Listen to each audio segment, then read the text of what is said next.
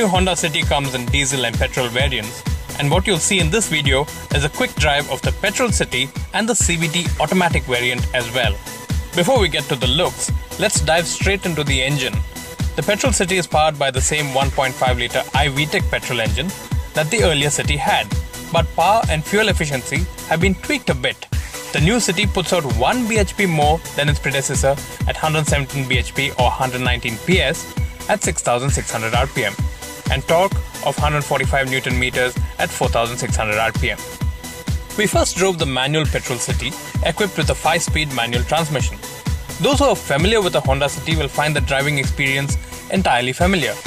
It is peppy and it is a rev-happy engine that takes you quickly to 3-digit speeds on the expressway. However, a quick spin in the automatic transmission variant, which is a CVT automatic with 7 preset speeds and paddle shifters, presented a different picture.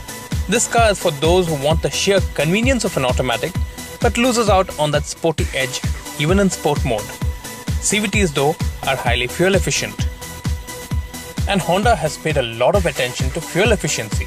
You have an instant consumption gauge and also eco lights that switch between blue and green around the speedometer, green standing for efficient driving. The claimed fuel efficiency for the manual petrol Honda City is 17.8 kilometers per litre, although we were getting a pretty respectable 13.5 kilometers to the litre.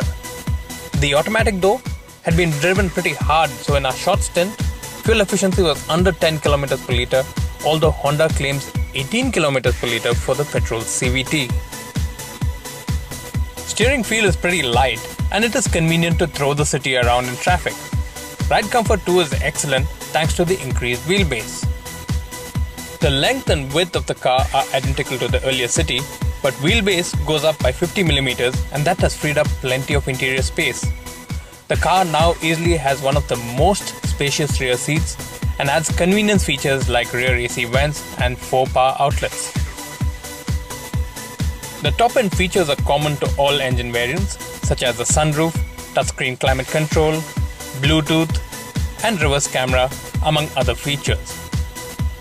Visually, the City looks quite similar to its predecessor, except for the addition of twin-beam headlamps and a bold chrome grille in front, and twin-unit tail lamps at the rear.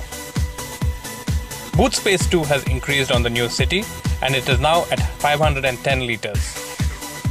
Overall, for die-hard Honda City enthusiasts, the City Petrol with a manual transmission remains a joy to drive.